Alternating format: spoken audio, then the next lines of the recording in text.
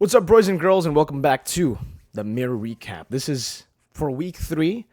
We are going to set the schedule to every Thursday now, okay? So in case you guys were wondering where it is or where it was on Monday, Tuesday, Wednesday, I decided I think the best time would be on Thursday, right before an MPL ID week or an MPL week, Friday, Saturday, and Sunday. So without further ado, let's get straight into the video. We'll start things off with the team rankings as usual. Alright, dudes, so let's get straight into this video. Again, these tier lists will be updated based on the weekly performance, okay, guys? In no way is this a prediction on who will be number 1 in the next week, but it will serve as, basically like a standard or a rating of their performance in the previous week. So we're going to start with the first team here, which is going to be Onic. And Onic really had a bad week. For the first time in forever, I think. I don't remember. When was the last time Onic lost 2 of their matches in the week? 2 of their only matches. All their matches, basically. They have lost all their matches in week 3. They lost to Aura 2-1, and then they lost to Rebellion 2-1. I think, I don't know what's going on with Onic. In interviews, Yeb and Adi were saying that they are trying new strategies out. They are trying new ways to, play the game, and they are trying to elevate their gameplay. As much as I believe that, as much as I think Onic, at this point, they're really not looking at MPL ID regular season as an achievement anymore. At this point, they're probably really just focusing on playoffs. And most importantly, I think at this point, they are really overlooking MPL ID. I don't think they even care about MPL ID anymore. I think they're looking straight ahead to AP Brent. Let's be honest here. They're looking straight ahead at the Filipino competition, I think, right? So what they're doing in MPL ID, it does feel like it's a bit more experimental. It feels like MPL ID is just a lab, and they're just experimenting with their strategies, with new ways, trying to come up with new ways to win, etc. Though, saying that, I also have to say that they can lose track of themselves if they continue to do this. Sure, making new strategies is cool. Looking at the opponents that are like the tougher opponents later on, it's cool. Tougher competition up ahead.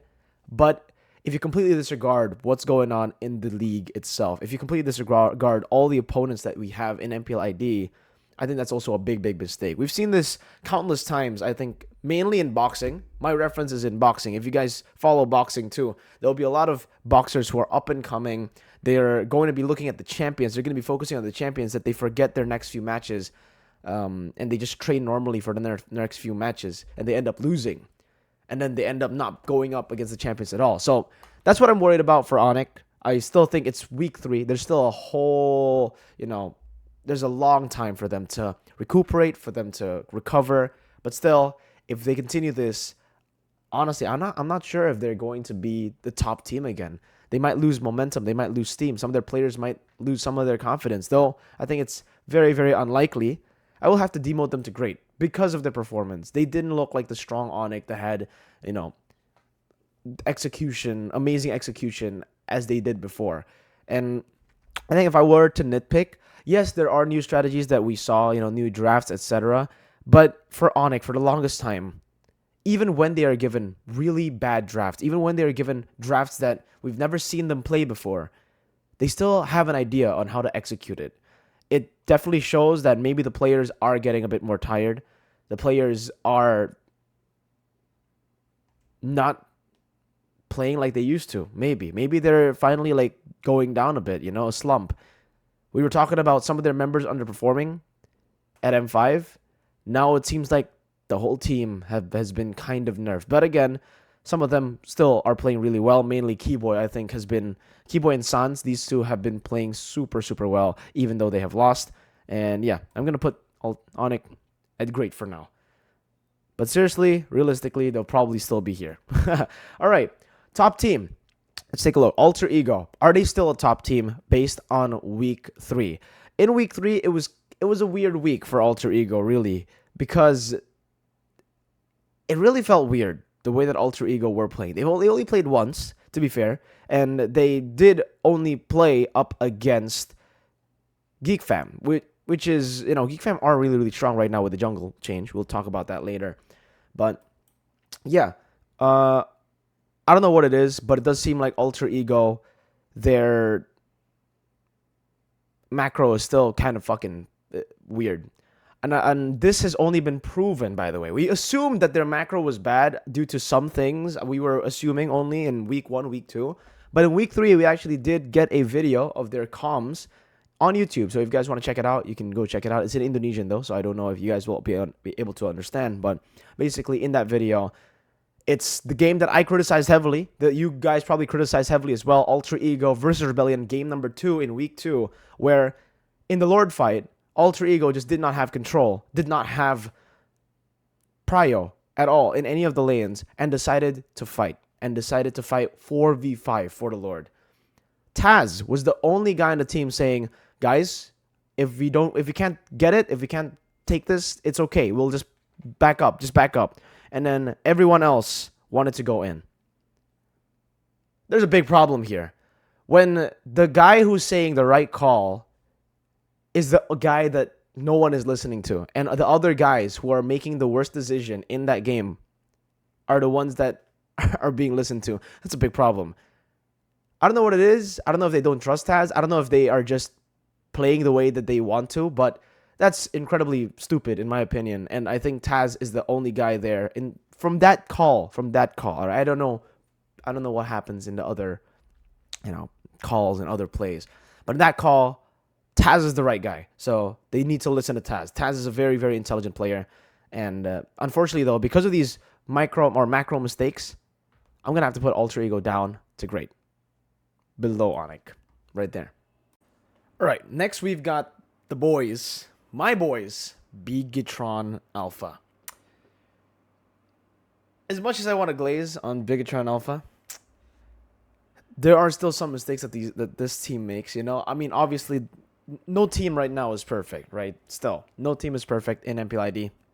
Then about the regions, but for Bigetron Alpha, they've been really, really impressive. They've been they've been utilizing the draft really well too. The way that they've been flexing these picks, the way that they have been picking up pocket picks like Fanny as well, very late into the draft to win games, and the fact that they have the players that can execute all of the game plans that the coaches have, the visions that the coaches have, the Bigetron players are able to execute very, very well.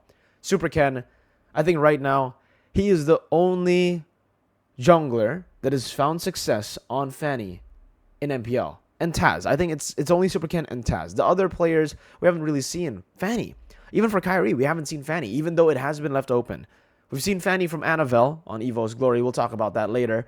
But for the most part, really, Bigetron Alpha, in terms of their jungler as well, Super Ken, I think, has had one of, if not the most unique heroes in the jungle. Though I'll have to say that the weak link in BTR, well, it's not a weak link, but a weakness that BTR have is Super Ken's red tree. Still, even though Super Ken is amazing when it comes to hero pool, he's amazing when it comes to farming, to pathing in the jungle as well. He's really, really good. The whole team is really, really good. Lord JM, Sorizo, fucking amazing. Moreno, by the way. I think the closest mid laner that we have to Sans right now is a boy and Moreno.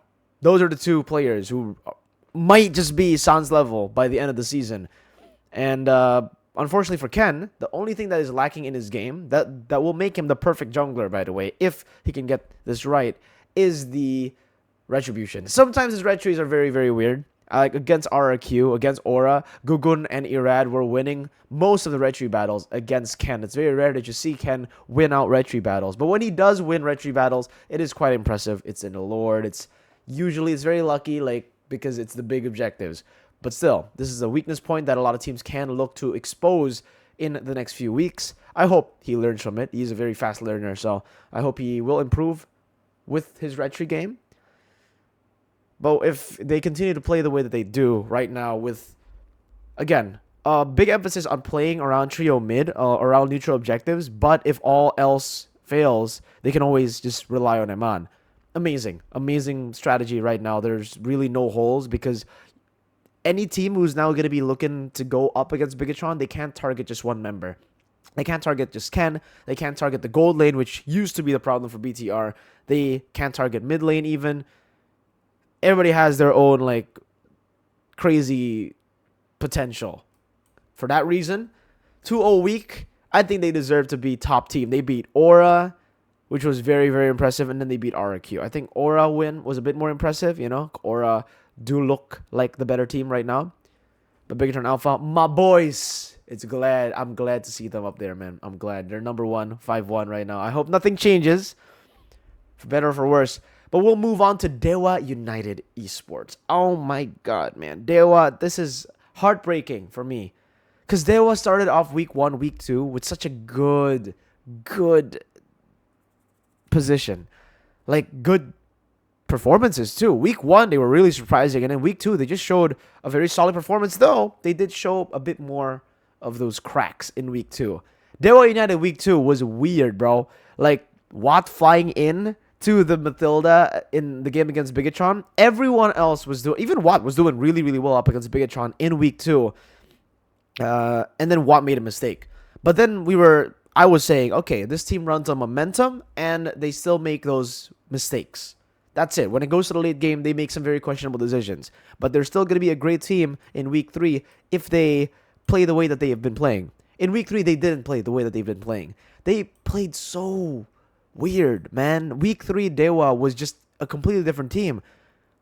Like, seriously, I don't know what happened, but the macro for Dewa United, even in the games that they win, by the way, the macro is so bad. Like, they would literally just team fight, and then win. In game 1 against Geek Fam. Was it Geek Fam? Game 1 against Geek Fam? Was it Geek Fam? I believe it was Geek Fam. Yeah, game 1 against Geek Fam. They legit, that's what they did. They team fighted. They team fight, and then they won. Geek Fam had the better macro in game 1, and it showed in game 2 and game 3 when Geek Fam reverse swept them, because Dewa, when it goes to like the prolonged games, when Geek Fam are able to download, or any team are able to download their schematics, they will become a very readable team. At this point, their drafts even aren't as crazy as it was in week 1, week 2. Week 1, week 2, they were utilizing Drian's flex potential. They were utilizing how many crazy picks Drian can actually utilize. But in week 3, I don't know if it's because the team isn't really comfortable with these crazy picks anymore. Maybe they don't know how to execute it together with Drian's crazy picks. But Drian's just been getting his heroes in first phase, which is normal for any other team. But for Dewa, what really made them shine was the fact that Drian gets his picks, and Drian doesn't get just get his picks. Drian gets his comfort and really cheesy / pocket picks. Dewa United, the way that they play in week 3, I'm not even capping, boys. The way that they played in week 3, they're playing like a mid-table, like a low mid-table to a no playoffs team. Their macro were gone. The macro was gone completely. Dewa are looking to be no playoffs, man. Okay? That's based on week 3. And then we have mid-table. We'll move to Aura Esports now, my dudes. Aura, dude, we're seeing the potential of Aura. Aran is back to his identity, like the way he plays. Yawi, always really good.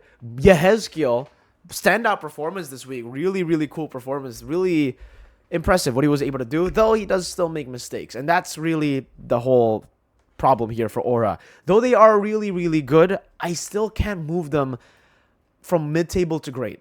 As much as I want to move them from mid-table to great, because they did beat Onyx, which is a crazy thing to happen. But here, Aura, when they beat Onyx, they were given all of their comfort picks. And when they were up against Bigatron, all their comfort picks were taken away. When Yaoi doesn't get the Grok, when Yaoi doesn't get to play these initiators, that's a big L already for Aura.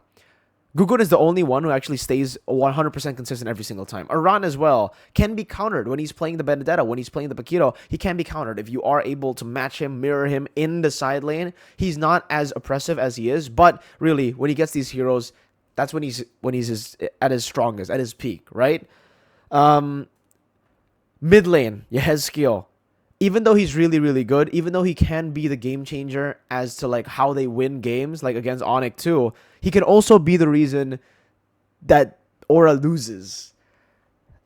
His positioning, it reminds me of a very, very young Sans, you know? Like, we're making comparisons to Sans because I do get a glimpse of, Sans when I see Mr. Yehezkiel. The way that he's playing, it really reminds me of a very, very young Sans in the way that he plays. He is overextending a whole lot, but without the calculation that mature Sans has. And Kabuki, still the same. He's really, really good. Don't get me wrong. Again, I do not want to diss my boy Kabuki, right? But seriously, his hero pool is in shambles right now. He legit has only been playing carry and Claude, which is good because in the last week, he was given carry and Claude. He was given that. But every single time he gets countered in that lane matchup by someone, a good goal laner like Bigatron, when they pick Bruno, the carry just... Sure, he does do okay, but he doesn't do as well. He gets nailed to the ground, shit like that. And yeah, Kabuki needs to learn more heroes. I really hope he learns more heroes, because if it stays carry Claude, this team will not be a threat in playoffs. Everybody will know how to read them. Yeah, they are very readable in the drafts so far for Aura, and I think that is really what makes them. And the way that they play, obviously, they have skill getting picked off randomly. This is what stops them from being great right now. But again, potential for Aura should be here. Like, honestly, the potential for RRQ, Aura, Bigatron, Alter Ego, we should see. At this point, really, like, there are so many teams who can be top team, potentially, okay? RRQ, though.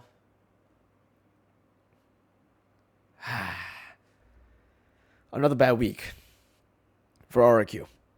This is really, really sad for RRQ, because based on week 3, they're looking like the worst mid-table team. I don't think I can say no playoffs yet, though it could definitely be. They could actually make it like go here, but honestly, I still see the potential in RRQ. I still see how good Skylar is as well, man. Brusco has been leveling up. Irad's been consistent, but Octa in the mid lane is just no, man. Unfortunately, just no. This is no. Nah. I'm sorry. Like, we've been trying to hype him up as much as possible. In games in the future, when he did play Vixana, I was like, damn, his Vixana is actually really good. But I don't know where all that went. I don't know if it's the confidence that has, like, left, deteriorated, his mentality as well. But he is playing like he doesn't have his own thought process. He's playing like a bot. Not in the way that he's garbage, by the way. He's still an MPL level player. But what I mean by a bot is, the team gives him commands and he just executes. He just goes with the team's commands. He doesn't think for himself. He doesn't have his own calculations as to when to go in, as to when to deal damage, when to stay back, etc. When the team goes in, he goes in. And that is not something you want to see for a pro player. Everyone should be able to think for themselves on top of a shot call. Like, let's say a shot caller says, we're going for turtle. You should understand what that means. Like, you as an XP laner, you have a completely different job description compared to the mid laner. Mid laner, you have to think your own way as to how we get this turtle, you know? Then it'll all click at the same time.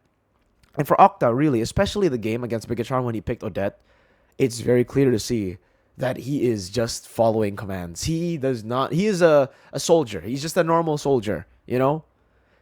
Because that Odette game, he gave Moreno 100% of the opportunity to mid-gap him hard, man. That whole game was mid-gap, bro. Like, Octa was just not it. Dude, like, they are barely getting out of no playoffs category, because this is very generous. I still think they're a team that has potential. If in week 4, in week 4 is going to be a different roster, but we'll talk about that later in the transfers. Oh my God, crazy transfers later, all right? But yeah, if they continue to play like this in week 4, if they continue to destroy my expectations in week 4, I'll have to put them in no playoffs. But for now, I still see the potential. I still see that they can be really, really good, but they will be lowest mid-table right now. Geek Fam. I'm really impressed with Geek Fam.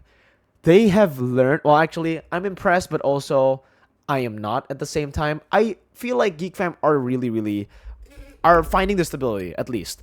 Firstly, let's talk about the standouts, which is Hazel. God damn, was it that hard, Geek Fam, to play Hazel?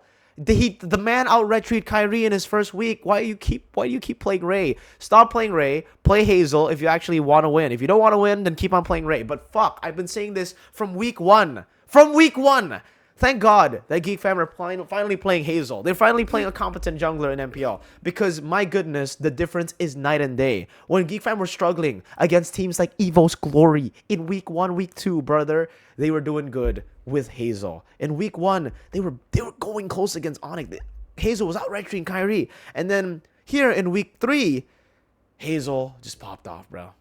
Shout outs to Hazel, man, because he is so good. And I even said this to Beloyski's face, by the way. I met him and I was like, bro, please play Hazel, man. Please play Hazel.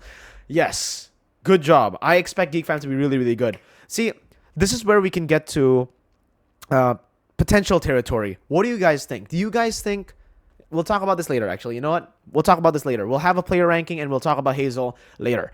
But for Geek Fam, a very solid jungler who wins 90% or even 100% of all retry battles. Fucking insane. In this week alone, 100%, by the way. Retry 50-50s, 100%. Maybe he lost one. Maybe I lost count. But very close to 100%. This guy is really, really good at what he does. Their XP lane, Luke, still mechanically one of the best, if not mechanically the best XP laner in Indonesia. I love how Luke plays, but still very reliant on his comfort picks. Though he does have a lot of layers onto that for the other other players. The other players in Geek Fam can cover up for him, is what I'm trying to say. A boy, amazing mid laner, one of the most underrated, one of the best as well, along Sans Moreno. I think a boy is top 3 with Sans and Moreno. And then Chidera. Chidera, this is where it gets weird. Chidera is really good on Claude, especially. Like, his Claude is weird. When we're used to seeing Claudes like Skylar, like Kabuki, play it safe, wait for item power spikes, Chidera is that fighter. He's a Chad, dude. This is Chad era Claude. It's Claude era.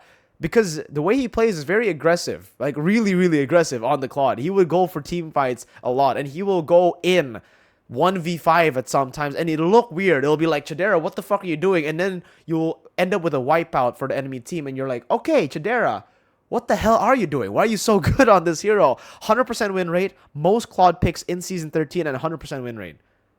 He's really good on the Claude. And he has really like created a crazy impact on Geek Fam with his Claude. Unfortunately, though, when he doesn't get the Claude, it does feel like he isn't able to carry at the same level. Doesn't mean he's not good, but the Claude's just on a different level.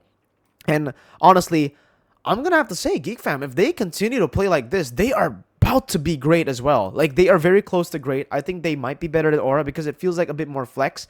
The only negative, by the way, for Geek Fam, in my opinion, right now, with this team, obviously last week it was Ray in the jungle, but this week, it's Beloyski.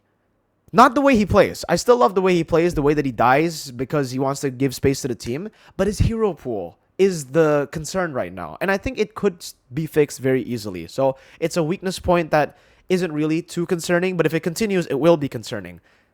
For Beloyski, he's only really, in Season 13, been able to find a lot of success on the Minotaurs, on these kind of picks. The picks that enable him to react to the enemy team. When he gets heroes to initiate, like the Grok, he does okay still sometimes, but it's somehow feels off. The Arlet as well. I have no idea why. His Arlet just doesn't feel like threatening at all. But yeah, if Beloyski can either learn Arlet, put in more effort to learning Arlet, putting in more effort to learn these new heroes, or this is what I'm thinking. Go back to the Rafaela. Spider Miles, Minana Evos, they're still making Rafaela work. Why can't Beloy, a Rafaela that should be better on paper, right? It's Beloy. Why can't he make it work? And by the way, Mathilda is still one of his comforts too, but it's just never open up against Geek Fam. But if he gets Mathilda, it's GG. Geek Fam, very, very solid week. They could very easily go up to great again with the way that they're playing. Next up, we have Rebellion Esports. And Rebellion, man, they have really, really impressed me this week. When every team, all the other teams have been looking to like go for more complex. They're all looking for a complex strategy. They're all looking for a very like out of the box strategy. Like Onyx, for example, and Ultra Ego with their pocket picks, and all the other teams. Rebellion did that in week 1, week 2, but in week 3 they were like, you know what? Let's keep it simple. Let's go back to the basics with a bit of cheese with Luo Yi as well. But they are able to execute simple game plans, simple strategies so well to a T that it makes them scary. Like the Luo Yi too. It's really all about the understanding of fundamentals and how you utilize the fundamentals to beat your opponents. For Rebellion, it's very simple. For example, up against Onyx, normally template prio or template rotation on the map would be clear your wave and then rotate. Very template. It's the normal setup that you would expect. Rebellion just subverts your expectations in a way where They completely disregard mid lane. They completely ignore the mid lane, rotate instantly with the Luo Yi because they can afford to with a Luo Yi, a diversion play, and then catch people off guard. It's very small things like that that they are able to utilize, even split pushing, playing the far lane. Very simple things that you would not expect better teams to fall for, but they do it. They play it in such a very simple way, but they do it to perfection. They understand the fundamentals of this game, and they utilize that. The problem with Rebellion is consistency. One day they can beat Onyx, and then another day they can lose against the worst team in MPL ID. For some reason, their consistency is just weird. But I will have to say Rebellion, they're the type of team to rise to the level of their competition. When they're up against Onyx, they'll do really good. But when they're up against a lower tier team, they'll be really shit. I have no idea why. I hope that they get to fix this issue very, very soon because this is a team with a lot of potential. Like, really, I expect a lot of improvement from Rebellion in the next few weeks. I really like how Audi TZ's trash talk, so I'm rooting for Audi. He's also an ex-BTR member, so I'm always with the ex-BTR boys, you know? Rebellion, mid-table, and we're going to put them above RQ because, yes, they did look more impressive. They had more to offer than RQ in week 3. Week 4, with the transfers, we'll see. Last but not least, Evo's Glory. Maybe last but least too. Unfortunately, the way it is right now, Evo's Glory. It's super sad to see because I was one of the believers, by the way. As much as you want to say, Evo's Glory, they're shaking up the roster a bit too much, etc. They gave the last roster enough time. They gave them 2 weeks, and they lost every single match in the span of 2 weeks. The way that they need to do it, right? If you want to bring up a roster, if you want to bring up new players and swap up the roster, is the way that Evo's Glory are doing. Take the full roster with the coach as well and bring him up. Then develop them there in MPL. Now, it's time to trust the process because even though, yes, they did lose to RRQ, there is potential for this lineup. As much as you want to meme the Fanny getting solo killed by the Angela, as much as you want to meme Natko for trash talking Skylar as a newbie, I like that confidence. Like, legit. I really like the new Evos. The fact that they are so confident that they can pick up an alpha in MPL and make it work against RRQ. Against Geek Fam, even. You know? Or was it Geek Fam? The Maniac? Was that Geek Fam? I forgot who it's up against. I'm sorry. But yeah, you get my point. Evo's Glory, very interesting to see their developments. Honestly, I don't know if they can make it out of no playoffs this season. They've been consistently no playoffs in my tier list as well for 2 weeks now. Rebellion has escaped it based on their performance. I hope Evo's Glory does get out. Annabelle and Natko, special message in case there are any of the media dudes or anyone is watching this who want to translate and send it over to Natko and Annabelle. Don't let the haters get to you, okay? This is a step in the right direction for you guys. I think it's good, a wake-up call for you guys to get better. And honestly, I like what Evo's Glory are doing now. We'll see if that continues or if they will swap their players again. If they swap their players again, it's done. Okay, it's done. It's GG. Easy, man, okay? All right, let's move on to the player rankings. Boom, bang, bada bing. All right, here it is. We have it updated completely with the new lineups too, with Lord JM back in here. So I'm just putting them as placeholders, by the way. So as usual, for player tier list, we will be going at it a bit faster. All right, boys. So for top XP lane, who do I think is the top XP laner right now? I think it's actually Luke. Luke has been really, really impressive. Pi will still be there. Boots, I'm going to have to downgrade him from S to A. Unfortunately, due to week 3, I might even have to downgrade him a bit from here. Like, I would have to put Aran over here. And JM actually did better than him in week 3. Dixon, though, was still pretty good. CRAZYY didn't play. So, actually, CRAZYY didn't play. So, I'm going to have to put him out of the list for now. Cars will have to move up here. Fluffy was doing okay, but Kimura, unfortunately, will have to stay down here. Dawn as well. And Fluffy, I think Fluffy is better, though, so far, based on the performances. It's a mix here, but Kimura is definitely the worst out of all of them right now. But this is what I think is the standings based on week 3 performance. Okay, dudes? Lord JM might actually be better than Aran based on week 3. So I'll put Lord JM there for now. He had a very, very good performance in 2 matches. But Aran, for now, I'll put Aran there. You know what? There you go. This is what I think is the XP lane tier list for week 3. Let me know if you guys agree. Let me know who you would change, and we'll move to the jungle now. Welcome to the jungle, boys. Let's move Annabelle in. Let's move Van out. Let's put Hazel there as well as a placeholder. And this is the list of players. Let's swap it around because based on week 3, I'm going to have to put Super Ken up there. Hazel up there as well. I'm going to have to downgrade Kyrie, which is sad, man. And Taz will have to be downgraded as well, but I will put him here. Gugun also probably did better than Kyrie here. And then we'll put Kyrie 0 to weak, man. But I still think, like, you know what? I'm going to still put Kyrie here. He's still very, very solid. He's still very, very good. Irad, won't change him. Gary, gonna have to drop him down a bit. Vincent really was shining, man. I think Vincent shined better than Gugun this week. Or, I don't know. Gugun was doing really good too, though. Gugun and Vincent, really, really good right now. Like, they're really, really good. Annabelle and Gary probably still down here. I'll put Annabelle. Is Gary above? Gary's been underperforming hard week 3. Like, he was really good last week, but now he's here. Irad. I'm going to put Irad right here, unfortunately.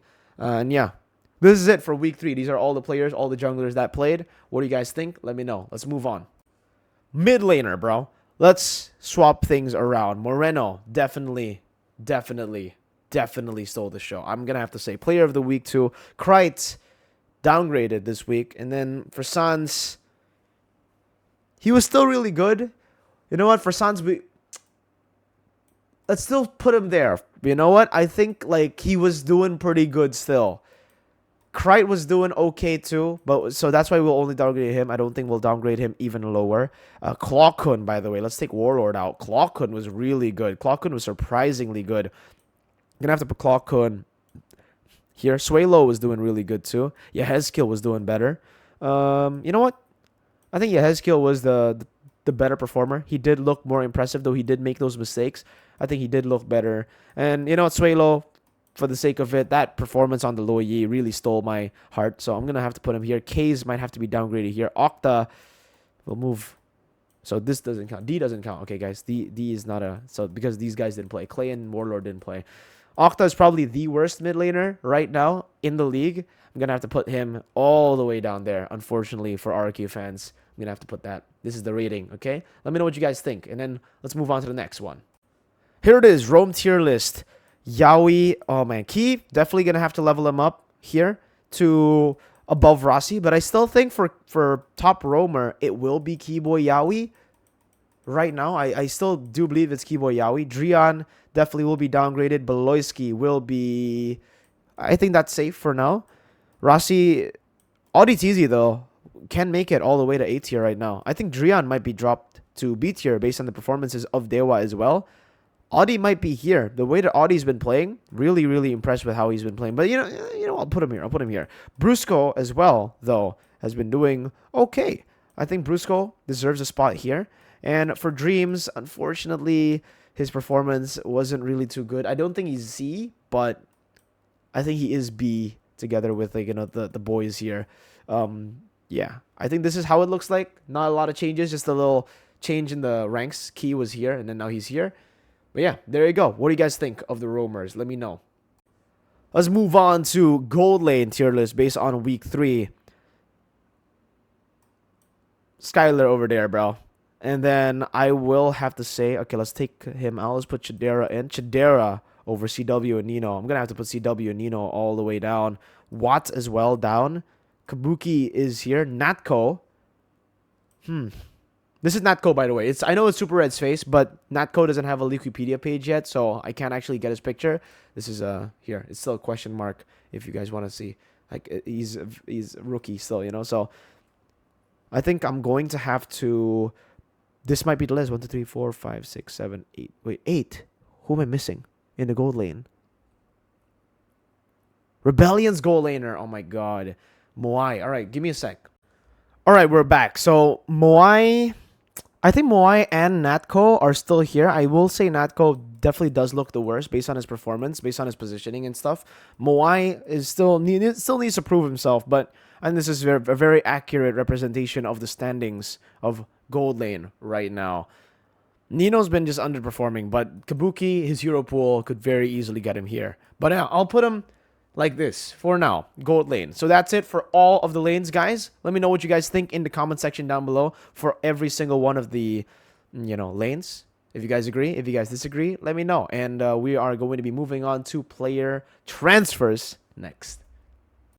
Welcome to the player transfer category, ladies and gentlemen, or the player transfer segment. Starting things off, Bigatron to RRQ. Yes. So if you guys are not informed with the new MPL ID League rules, players can now be swapped over at any time in the season. So there will be the transfer windows open anytime. Everybody can transfer back and forth. So this is what we are seeing. First ever transfer in the midseason of all time. First ever buyout in the midseason, because there is no loaning. You can't loan. You can only sell the player completely. And yes, Vin was bought out by RRQ. From Bigatron to RRQ, Captain Vin is back. As now an ex-BTR member, I will always be supporting Vin. So wherever he goes to RRQ. I'll be supporting my boy Vin. Good luck to the captain, man. I think this will be a very good addition to RRQ. The way that they have been playing, it does feel like they lack a little bit of that shot calling presence. And with Vin, that's certainly what they'll be able to get. Though Brusco has been performing really well, so not too sure how that dynamic will play. With Brusco already playing quite well and then getting Vin, 100% he will be starting over Brusco next week. So we will have to just see in the performances if RRQ can be good with Vin or not. But there are other changes to RRQ. If you guys thought it's only Vin, you guys are wrong. Because the legend himself, Lemon, it's Rex Regum Kaon, as we were viral for doing that. But Lemon is back on stage again. Can't wait for the Lemon is Rex Regum Kaon edits again, as I do it again, maybe. I don't know. But Lemon moving up, I think this actually makes sense. As much as you guys want to clown on Lemon, as much as you guys want to shit on Lemon, he's joining back to the team when the team needs him the most. The team doesn't need him in particular, but the team needs a good mid laner. They have a very bad mid laner right now, and I think Lemon is surely an upgrade. Lemon, please. Please. Please. I hope he performs well, because the standard is super low for RRQ right now, right? It's Octa. He should be able to perform well. He should be able to outperform Octa. I don't think that's a question. Lemon in. What do you guys think? Do you guys think he's going to be able to bring a good impact? Me personally, I think so. I think either way, he will be able to give a better impact at least than Octa and an underperforming Clay. So we'll have to see how he performs. Very excited for this one. But last but definitely not least, one that has gone under the radar. Because Lemon, Vin, everybody's talking about Lemon, Vin. Ladies and gentlemen, we've been talking about this move for a while. We've been talking about this one member on Onyx underperforming, and maybe there needs to be a change in the XP because he's not performing. And I think Onyx have also finally realized. So it's not just our assumptions, ladies and gentlemen. Lutpi from XP, MDL XP for Onyx will be moving up to MPL Indonesia.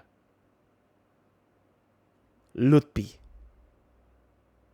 So they will be swapping their XP lane. Boots, the guy who's been in the team for such a long time, will be substituted. I think it will be substituted. There's really not.